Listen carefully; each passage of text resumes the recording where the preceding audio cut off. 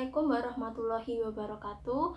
Perkenalkan, saya Safa Nur Latifah dari kelas MBS 1F, NIM 205211219.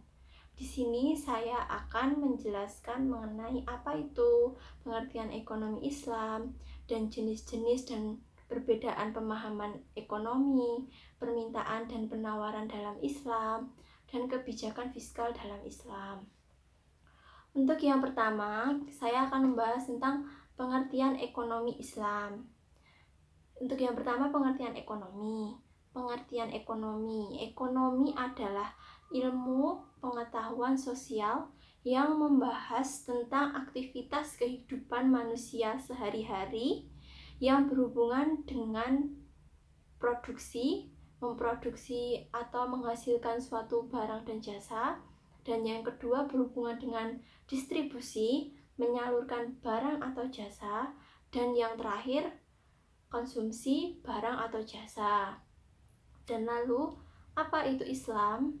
Islam adalah ajaran yang diturunkan oleh Allah Subhanahu wa Ta'ala kepada Nabi Muhammad SAW. Ajaran Islam yang kafah terdiri atas adanya yang pertama, akidah atau keimanan, dan yang kedua, syariah, semua aturan-aturan Allah, dan yang ketiga, akhlak atau moral. Dalam Islam mengacu 4 hal yang harus diterapkan. Yang pertama adalah Al-Quran, dan yang kedua adalah As-Sunnah. Al-Quran sendiri berisi tentang firman-firman Allah, dan yang kedua As-Sunnah. As-Sunnah sendiri berisi tentang perilaku atau ucapan Nabi Muhammad SAW. Dan yang ketiga ijma dan qiyas. Jadi dapat kita simpulkan bahwa ekonomi Islam adalah ilmu pengetahuan sosial yang mempelajari tentang kehidupan manusia atau aktivitas kehidupan manusia yang mengenai kegiatan produksi, distribusi, dan konsumsi barang atau jasa yang berbasis Islam dan didasari 4 hal, yaitu Al-Quran, As-Sunnah, Ijma, dan Qiyas. Itu tadi pengertian mengenai ekonomi Islam. Dan selanjutnya materi kedua saya akan menjelaskan jenis-jenis dan perbedaan pemahaman ekonomi. Untuk yang pertama, sistem ekonomi saat ini terdapat ekonomi liberalis dan sistem ekonomi komunis. Nah, di sini kita akan mempelajari apakah sistem ekonomi liberalis, komunis, dan Islam itu sama. Tentu beda ya. Yang pertama, sistem ekonomi liberalis. Sistem ekonomi liberalis atau kapitalis adalah sistem ekonomi yang mana harga barang dan kebijakan pasar diatur oleh pemilik modal untuk mencapai keuntungan semaksimal mungkin. Jadi, di sistem ekonomi kapitalis, kegiatan ekonomi itu harga-harga barang, kebijakan pasar dibuat dan dilakukan oleh pemilik modal saja untuk mencapai laba atau keuntungan yang sebesar-besarnya. Lalu, bagaimana sistem kapitalis ini? Sistem kapitalis ini kebanyakan berbentuk dengan persaingan. Misalnya seperti persaingan perdagangan bebas, seperti itu kan sekarang sudah di zaman sekarang kan sudah banyak. Dan yang kedua, bagaimana hubungan ekonomi? Hubungan ekonomi sistem ekonomi kapitalis adalah individualis. Karena apa? Karena di sini mereka ingin mencari kekayaan atau mencari keuntungan dengan sebesar-besarnya. Bagaimana ruang dan waktunya? Ruang dan waktunya berdasarkan keduniawian atau untuk memenuhi pemenuhan duniawi saja. Dan selanjutnya sistem ekonomi sosialisme atau ekonomi komunis. Sistem ekonomi sosialisme atau komunis adalah kegiatan atau sistem ekonomi yang semuanya diatur negara secara penuh. Jadi negara itu berhak penuh atau memiliki hak penuh dalam mengatur sistem ekonomi kapitalis ini. Bagaimana hubungan ekonominya? Sistem ekonomi kapitalis ini, sistem ekonomi sosialis ini adalah sosialisme Proktar. Dan bagaimana ruang dan waktunya? Ruang dan waktunya itu sama seperti sistem ekonomi liberalis, yaitu bersifat duniawi atau hanya untuk kepentingan dunia saja. Lalu, bagaimana dengan sistem ekonomi Islam? Sistem ekonomi Islam seperti yang sudah saya jelaskan tadi, pengertiannya sistem ekonomi yang berdasarkan Al-Quran, As-Sunnah, Ijma' dan Qiyas, atau berbasis Islam. Bagaimana kegiatan ekonominya? Kegiatan ekonominya lebih menggencarkan tentang kerjasama. Dan yang kedua, bagaimana hubungan ekonominya?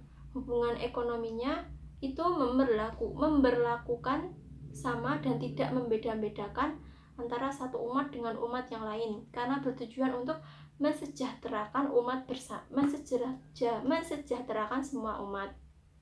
Dan bagaimana ruang dan waktunya? Ruang dan waktunya bersifat duniawi dan akhrawi. Jadi tidak hanya untuk kepentingan dunia saja, tetapi juga untuk pemenuhan kepentingan di akhirat nanti saat dipertanggungjawabkan di yaumul akhir. Setelah menjelaskan pengertian ekonomi Islam, jenis-jenis dan perbedaan pemahaman ekonomi, selanjutnya saya akan membahas tentang permintaan dan penawaran dalam Islam. Oke. Permintaan dan penawaran dalam Islam. Untuk yang pertama saya akan membahas permintaan. Apa itu permintaan?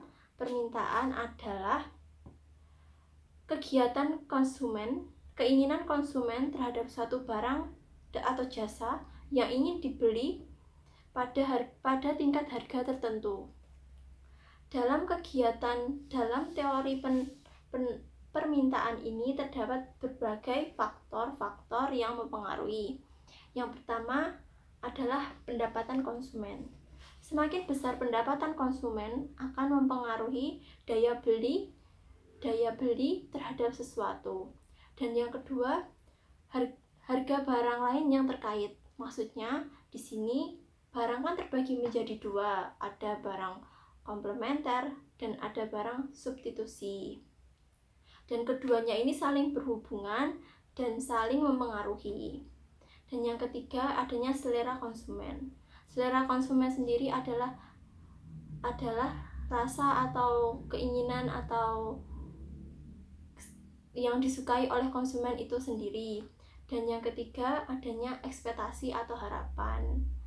Misalnya kita dapat memperkira harga barang atau jasa akan naik atau tidak. Itulah disebut dengan harapan. Dan yang kelima, jumlah penduduk. Jumlah penduduk ini sangat mempengaruhi permintaan terhadap suatu barang. Misalnya jika jumlah penduduk banyak, misalnya dalam makanan pokok ya, misalnya di Indonesia ini kan beras. Jika jumlah penduduk banyak, maka permintaan untuk produksi beras atau terhadap beras pasti juga akan banyak. Dan yang keenam, adanya maslahat. Maslahat adalah merupakan tujuan utama dalam mengonsumsi barang, karena maslahat merupakan cara untuk mencapai kesejahteraan umat di dunia dan di akhirat. Dan ekonomi Islam juga memiliki teori permintaan. Hukum atau teori permintaan dalam ekonomi Islam memiliki asumsi. Yang pertama, tidak boleh melakukan pemborosan. Tidak boleh melakukan pemborosan maksudnya kita dalam kegiatan mengkonsumsi, membeli atau memanfaatkan suatu sumber daya, jangan sampai melakukan pemborosan. Karena sebagai seorang muslim diminta untuk mengambil sikap moderat dalam memperoleh dan menggunakan sumber daya alam ataupun lainnya. Dan yang kedua, tidak memakan makanan yang tidak mengkonsumsi barang yang haram. Misalnya kita ingin membeli bakso, kita harus tahu baksonya itu dagingnya dari daging apa, apakah ada unsur haramnya, dan apakah itu halal cara pemotongannya dan seperti itu. Barang yang dinyatakan sudah haram maka tidak boleh dikonsumsi, dan di Islam pun nilai jualnya sudah tidak memiliki nilai ekonomis dan tidak dapat dijual kembali. Dan untuk materi yang selanjutnya adalah teori penawaran. Apa itu penawaran? Penawaran adalah jumlah barang atau jasa yang ditawarkan dengan berbagai tingkat harga tertentu. Faktor-faktor yang mempengaruhi penawaran ada yang pertama harga, teknologi produksi, ekspektasi, jumlah penjualan atau produsen, dan maslahat. Dalam teori penawaran dalam Islam, pada dasarnya segala sesuatu yang bentuk kegiatan ekonomi harus kembali kepada sejarah penciptaan manusia. Dalam memanfaatkan yang disediakan Allah, terdapat salah satunya larangan kita untuk membuat kerusakan di muka bumi. Maka dalam pemanfaatan pembelian suatu barang, jangan sampai kita terlalu berlebihan. Dan di sini pun juga memandang unsur-unsur etika dan moral. Dan hal ini juga dapat mempengaruhi terhadap fungsi penawaran barang atau jasa itu sendiri. Dan yang terakhir saya akan membahas tentang kebijakan fiskal dalam ekonomi Islam. Apa itu kebijakan fiskal? Kebijakan ekonomi kan ada dua. Yang pertama ada kebijakan fiskal dan kebijakan moneter. Nah, di sini saya akan menjelaskan tentang kebijakan fiskal ekonomi dalam ekonomi Islam. Kebijakan fiskal itu adalah kebijakan yang berisi tentang pengendalian perekonomian melalui pengolahan keuangan negara, seperti contohnya kebijakan pajak dan subsidi. Dan kebijakan fiskal ini pun memiliki tujuan. Yang pertama, mewujudkan kedaulatan dan kesetaraan, dan yang kedua, penyediaan kesejahteraan sosial ekonomi. Dan yang ketiga, mendorong pertumbuhan ekonomi atau pemanfaatan sumber daya ekonomi. Dan yang terakhir, memperbaiki moralitas dan budaya ekonomi masyarakat. Itu tadi tujuan kebijakan fiskal dalam ekonomi Islam. Yang pertama, untuk mewujudkan keadilan dan kesetaraan. Jadi di sini tuh diharapkan di adanya sistem ekonomi Islam itu akan terjadi keadilan dan kesetaraan antara satu umat dan umat yang lain. Dan yang kedua, penyediaan kesejahteraan sosial ekonomi. Dan yang ketiga, mendorong pertumbuhan ekonomi dan dapat mendorong pertumbuhan ekonomi. Maksudnya di sini ekonomi Islam itu juga mendorong pertumbuhan ekonomi, tetapi juga memperhatikan aspek-aspek yang telah ditentukan secara syariah. Dan yang keempat, memperbaiki moralitas dan budaya ekonomi masyarakat. Jadi budaya ekonominya itu tidak saling merugikan. Misalnya ada orang yang misalnya kita berjualan lalu kita mengurangi timbangan, hal itu kan merugikan dan juga termasuk moralitas dan budaya. Maka adanya sistem ekonomi Islam ini untuk memperbaiki ekonomi dan budaya ekonomi masyarakat. Dalam kebijakan fiskal ekonomi Islam terdapat instrumen kebijakan fiskal dalam ekonomi Islam. Yang pertama, kebijakan fiskalnya itu ada singkatan dari Sifwa. Sifwa adalah terdiri dari adanya zakat, infak, sedekah, dan wakaf. Jadi pendapatan negara bisa berupa di sistem ekonomi Islam bisa berupa dari zakat, infak, sedekah, dan wakaf.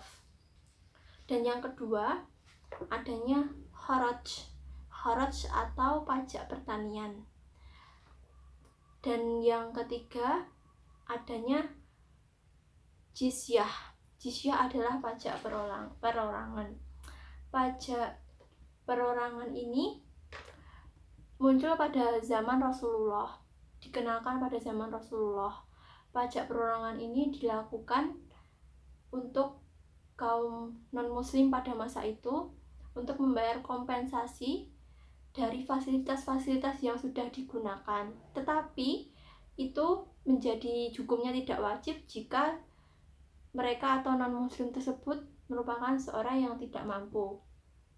Contohnya pada zaman sekarang jizyah ini adalah seperti pajak-pajak perorangan, misalnya pajak retribusi atau lain sebagainya. Dan untuk tadi mengenai kharaj tadi, pajak pertanian, yang pertama memperkenalkan juga Rasulullah, ini terjadi pada masa setelah Rasulullah hijrah dan memimpin Madinah. Di sana diberlakukannya pajak kharaj, yang mana non-muslim diwajibkan membayar pajak dari hasil pertaniannya sebesar setengah dari hasil pertanian. Dan yang keempat adanya khums atau pajak harta rampasan perang. Ini juga diperkenalkan pada masa Rasulullah, dan pajaknya ini sebesar 1/5 bagian dari harta rampasan perang. Dan yang